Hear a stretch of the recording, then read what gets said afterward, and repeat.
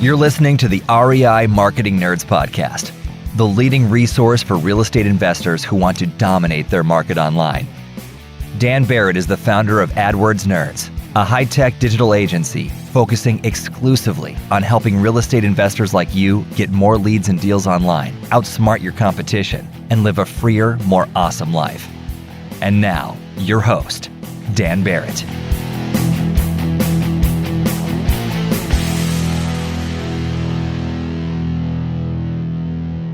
All right, hello, and welcome to this week's episode of the REI Marketing Nerds podcast. As always, this is Daniel Barrett here from AdWordsNerds.com. And this week, I am talking to Mark Ritter. Now, Mark Ritter is the CEO of MBFS, which you can find at that's M as in Mary, bfs.org, and New Direction Lending. He is an expert in all things credit union and small business lending. Both organizations that he runs are owned by credit unions and are designed to help credit unions fund more loans to real estate investors and small business owners. Now, Mark is a really fascinating guy. Not only is he really knowledgeable about credit unions and the credit union ecosystem, which is, I'm going to guess, if this is not something you're super familiar with, it is far bigger than you probably expect. But Mark is also an excellent CEO and operator. And in fact, he turned MBFS into a very successful company in the credit union space. But when he started, it was literally just him and a desk in a company with a business model that was losing money, unhappy clients. He not only turned it around, he's expanded it, and he's been doing it ever since. So Mark is one of these really unique people where he's got a really cool set of knowledge and mental models that you might not have typical access to, but he's also an excellent operator. He's a person that knows how to run a business, and he's got a lot to teach. So without any further ado, let's talk to Mark Ritter from mbfs.org.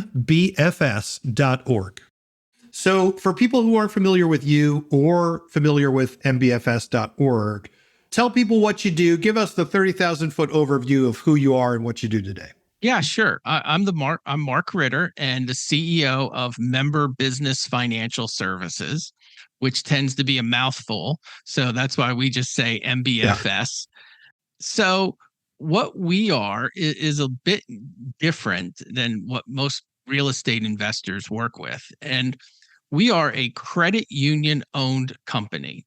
We're owned by 13 credit unions. And we work with credit unions all across the country.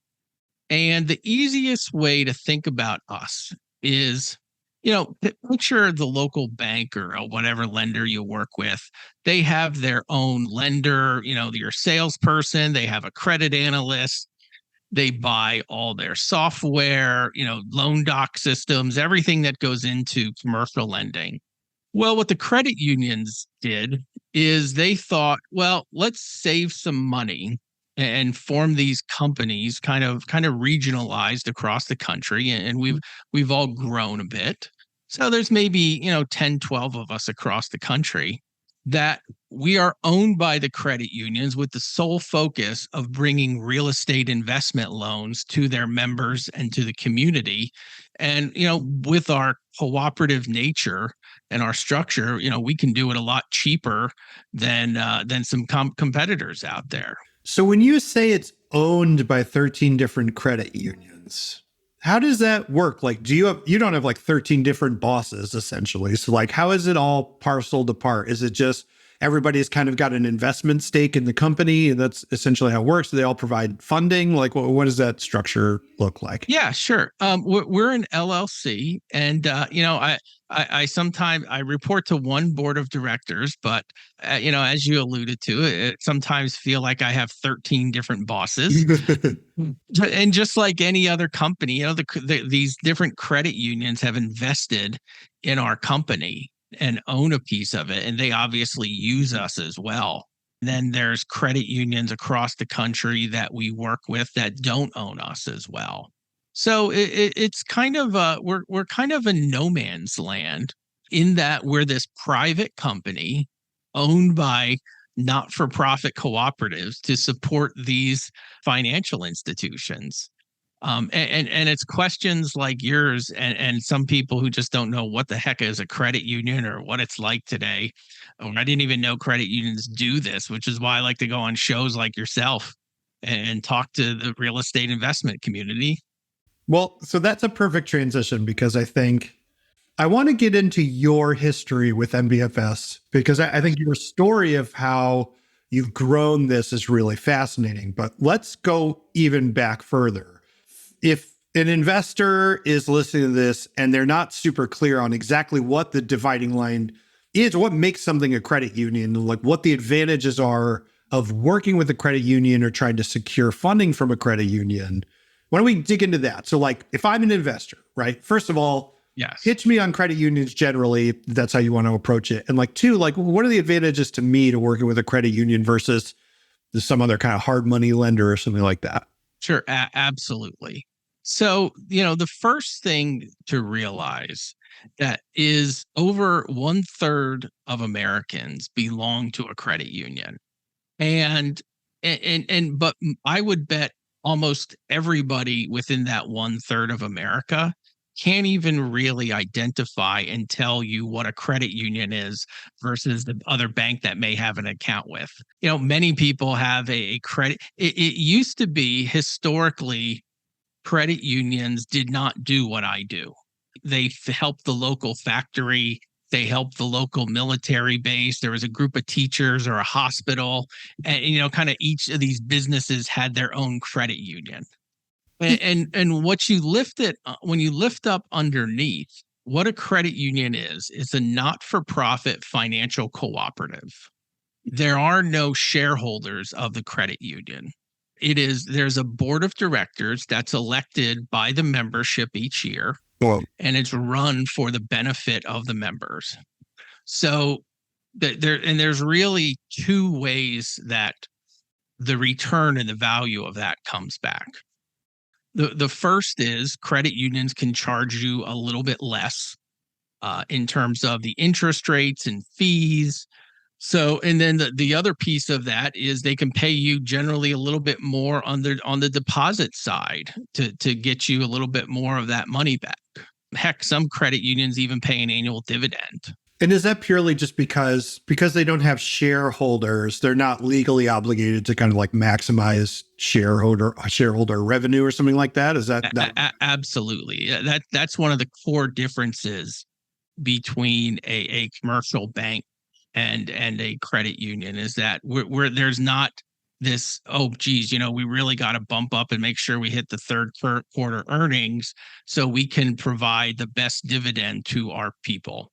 We look at it that we're providing fair financial services to the communities that we serve. I really want to dig into your time at MBFS because I think, again, that story is really cool. I know your focus is particularly on real estate investing. So I want to get into like the kind of how investors can take advantage of programs like yours. But my question is like, let's talk about Mark Ritter prior to MBFS. Like, what was your trajectory? Like, how did you end up first joining MBFS? Like, what was your path to getting into the business before then? I'll give you my origin story. Yeah, give me your superhero origin story. If you got splashed with toxic waste or whatever it was, whatever gave you these powers, I want to know. So I grew up in the coal regions of Northeast Pennsylvania, kind of a roughneck type area. And they then went to Penn State back in early 90s. And then like many people straight out of college, I didn't have a dad who, planted me in some local investment bank, or got me some fancy internship and then kind of moved on from there. It was, go get a job and fend for myself. Mm-hmm. And, I had a business degree from Penn State and one of the things I'll say lovingly about the coal region of Pennsylvania is it's generally not somewhere that when you're young and a college graduate, you stick around. Right. The streets can be a little bit rough. There's not a lot of opportunities. So, I packed up and moved into in the South, and I got a job in a training program at a bank. It was just, I needed a job, and, hey, these people, and when I was in the training program, I would sit there and raise my hand and start like answering the questions and doing the math ahead of time, ahead of everybody else. So I found that I was really good at the lending and interest rates and helping, doing the analysis. So I started to steer more towards your small business and a commercial lending path.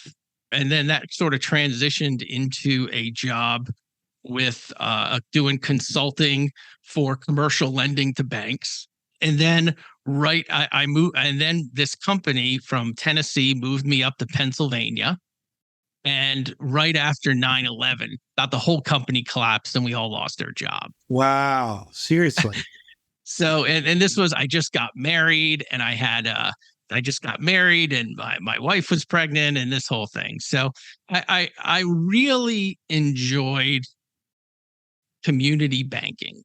I didn't want to go work for it because I really thought, that's what I enjoy. I love that personal touch.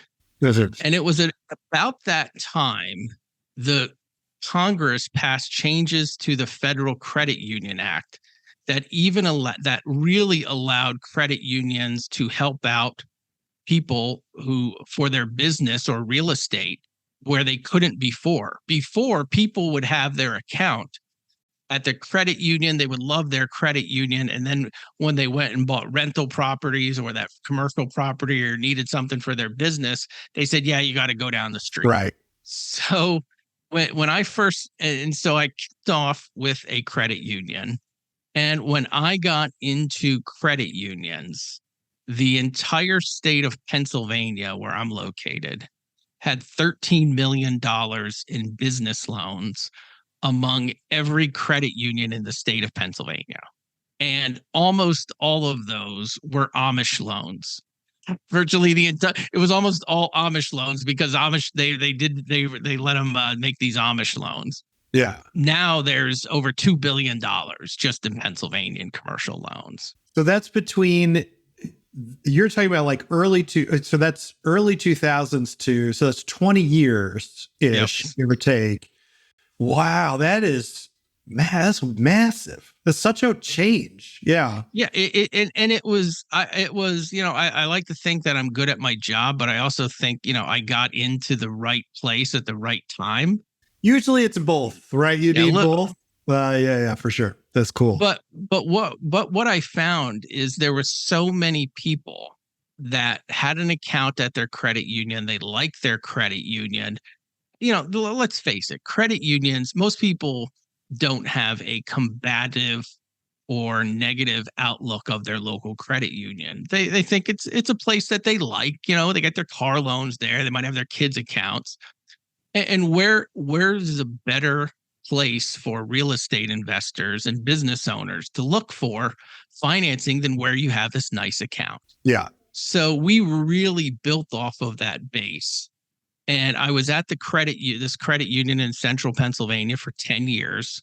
And we built it up to where it was one of the top 10 in the country for credit union financing. Wow. And yeah, we really built it into a powerhouse. And it was going and smooth. And then some friends of mine had this company, MBFS, and, they had a CEO opening. And I quickly figured out why they had the CEO opening, because so I was the 5th CEO in 5 years, and it lost money continually. So I showed up, and there was 3 people in this company. People who used us didn't like us. And, it was to say it was underperforming is the understatement of the year. Right. And since then, and that's over 11 years ago, we really built it into a company of about 55 people. We work nationwide. We service almost $3 billion in commercial loans. And, we're really proud of this, what we've kind of built here to help people out. So, yeah, I want to ask, this is the part of the story I really wanted to get to, because I think this is really fascinating.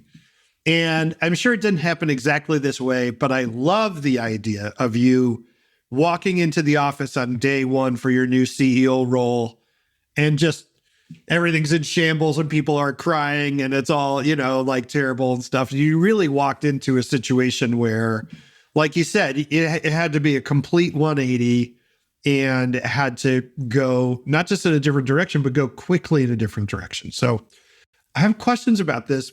I guess my first is when you get into a situation like that, like you said, not just losing money, but people don't even like you. It's not even like, oh, we love you guys, but we can't just make the numbers work, right? Like it was really struggling. What was task one for you? Like when you go into a situation like that, what is the first thing where you're like, that's what we need to work on. That needs to be our priority. And how do you figure that out? What I quickly figured out, my first task was to shore up and really make sure the operations were sound, that we were underwriting loans correctly. We were having the right. I thought I could just lift everything up and bring it to it and set it down and keep moving. And I couldn't have been more wrong. And because really I spent my first year and a half just on what I call the kindergarten basics. And it was talking to the clients about their experience, talking to the staff about why we do things the way we do, but also focusing on so many little operational items that were huge pain points for everybody. And I'll give you my quick story of the best example. Yeah. I always used to hear from our clients, from our staff, that we were really slow with mail and posting payments for all the businesses. And I watched it, and I watched them get the mail, and I watched them put it in, and I didn't think anything there. And then I sent mail home with everybody and had them put it in their local mailbox and bring everything in, and everything came in fine.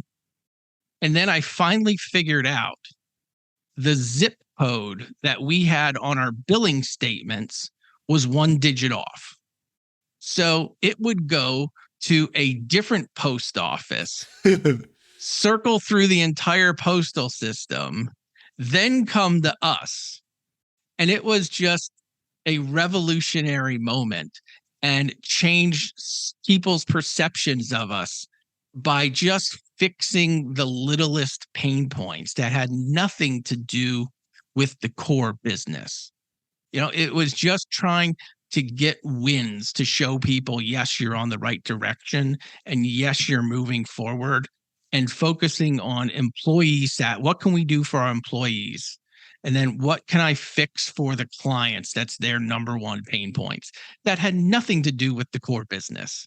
And that's what I've really focused on is the incremental wins on a daily basis, and not revolutionary sweeping changes. That it's the little things that people worry about for your business. What I take from that story is that even though you came into it, so you came in and it's like you're losing money, like you said, like clients aren't happy. There's all these things happening.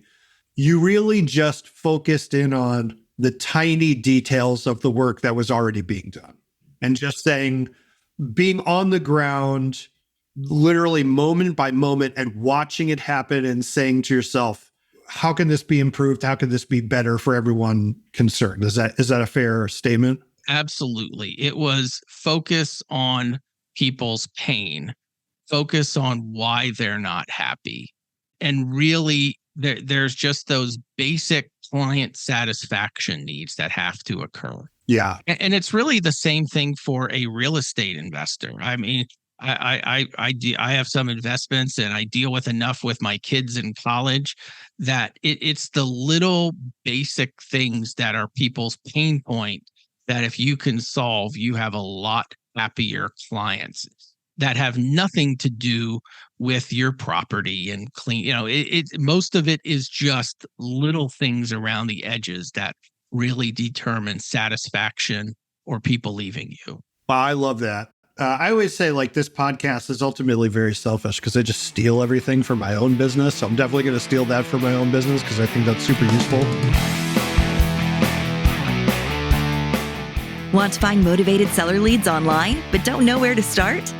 Download our free Motivated Seller Keyword Report today.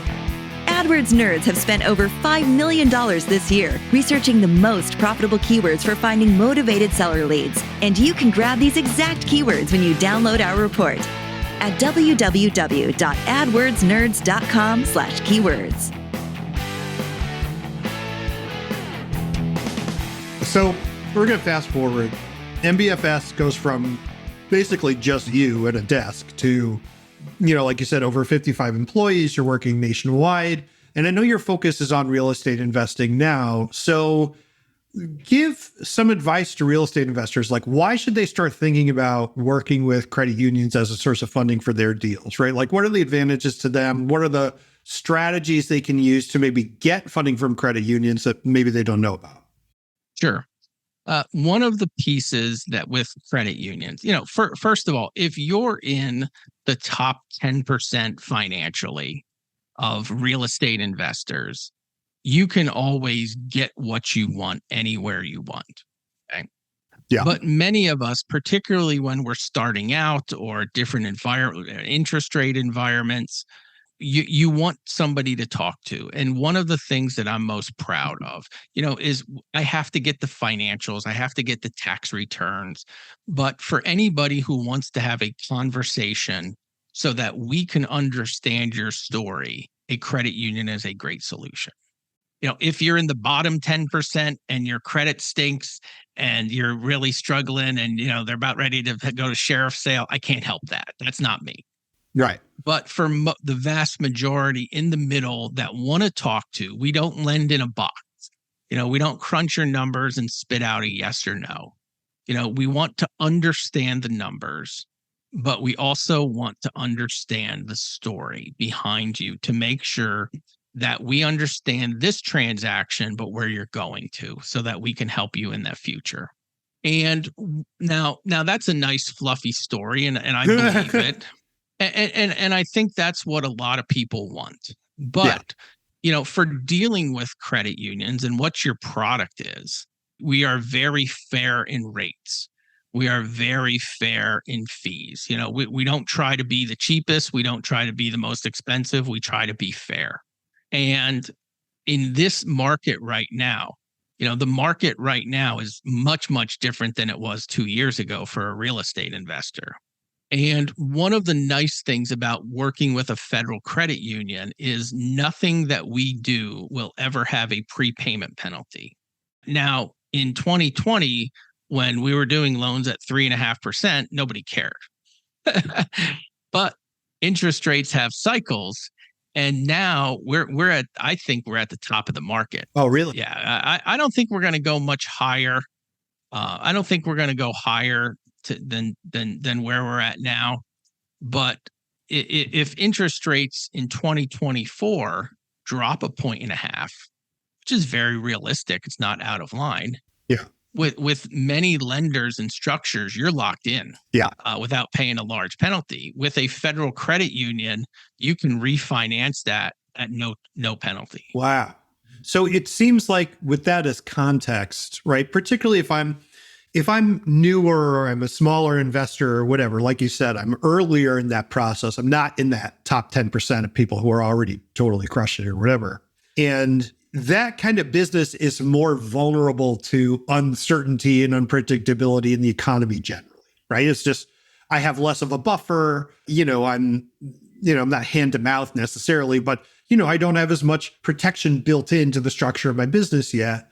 It strikes me that given what you're saying about sort of refinancing there, that makes working with a credit union kind of an extra layer of protection, because that way, if the sort of tide changes beneath me, I can adapt to that rather than being stuck at whatever I did before. So is that fair, summary? Absolutely. I've been in plenty of interest rate cycles where when the rates drop, they drop hard, and there's nothing worse than paying 8.5% for a loan when the current markets are 6.5%, because interest is really your primary cost of goods sold. If you can get that interest down at the time, That's just that difference is just money in your pocket. Yeah. Which can be really the difference between success and failure for a smaller business. Do you feel like people have misconceptions about credit unions? Like, do you think that investors have sort of opinions or thoughts about credit unions or ways that they think about them that are just not accurate in today's kind of economy or market? Yes. And credit unions are not monolithic institutions. Right. And part of our challenge is there's 5,000 credit unions in America, which is a few times more than the number of banks.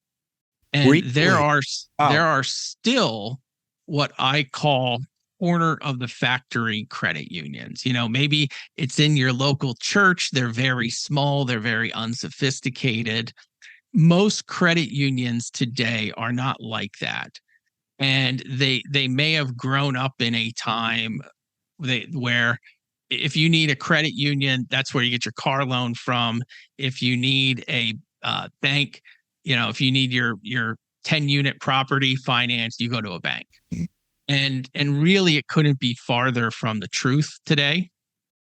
Credit unions last year, credit unions financed a little over $52 billion in commercial loans.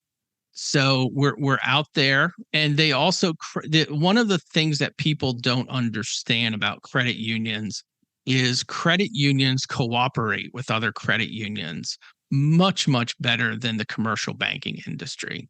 And for a real estate investor, that is crucial.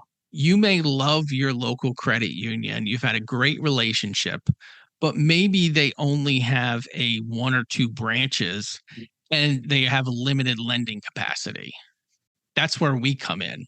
We're not just helping these credit unions. We're bringing the credit unions together, and they fund cooperatively with each other.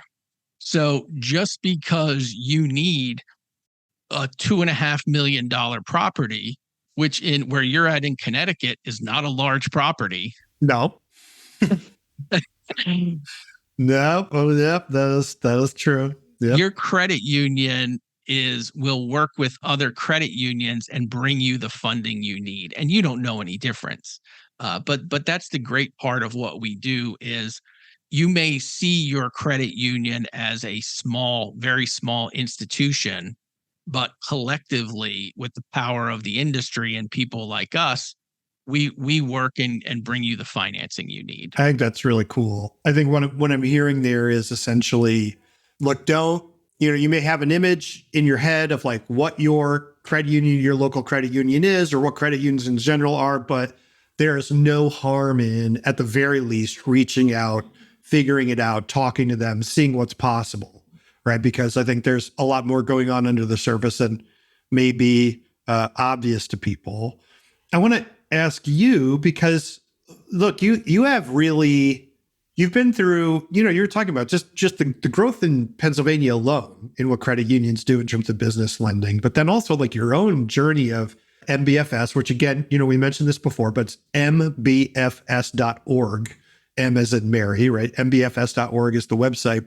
You've really taken that company very far. I'm curious, like, what you think of or what you see the future is looking like. Like, what is the goal now? You guys have grown significantly. Is it to double that? Is it to just double down on what you're doing right now? Like, where do you take it from here? What's the goal? Sure.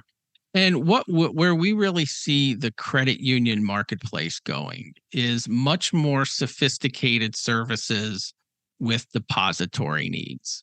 There's a lot of credit unions that have been so flush with cash, and they have the basics. They have they have checking, they have your online business accounts, but we really see a lot going forward with that piece. With the PPP loans of 2020 and 2021, there's a massive expansion for small business administration loans. So we see a lot of businesses were started up in the pandemic era, and many of them, as they grow, will need additional financing as they mature. And oftentimes that's a loan through the Small Business Administration.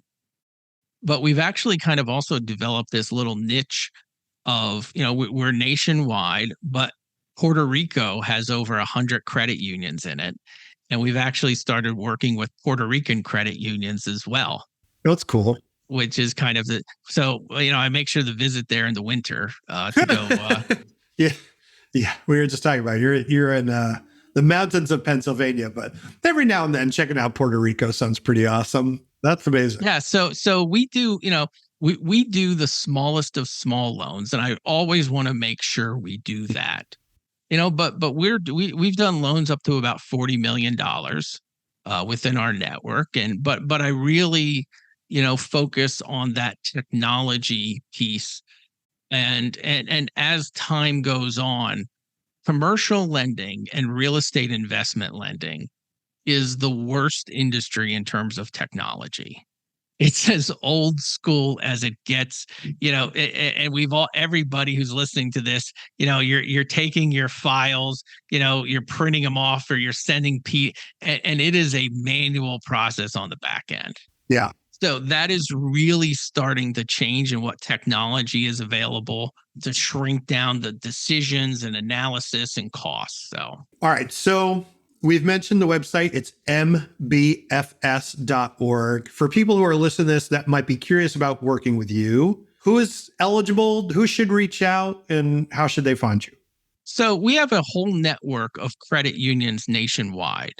I don't have 100% coverage of everybody in the entire country, but we have great relationships with companies like us and with credit unions across the country.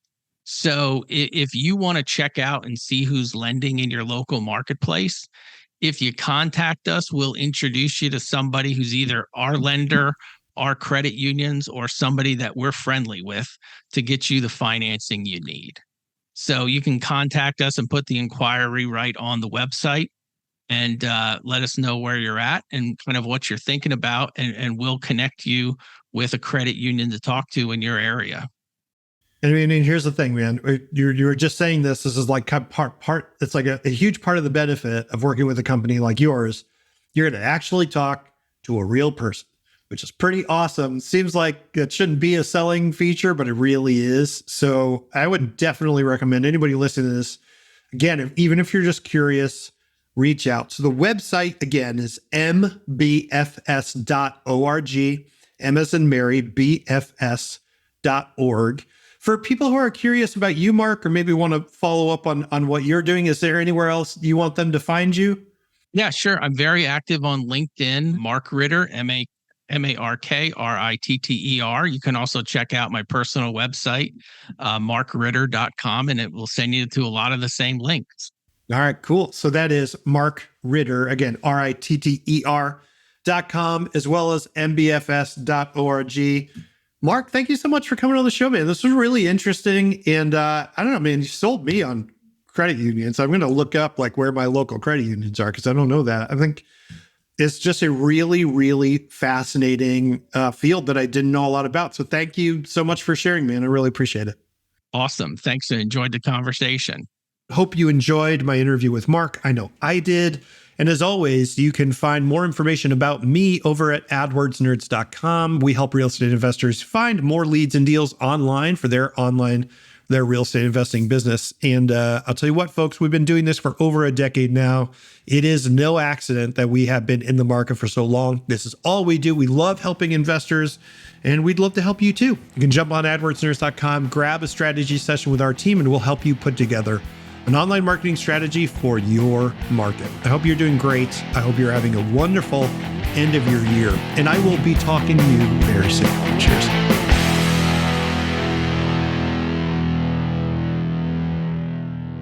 This is thepodcastfactory.com.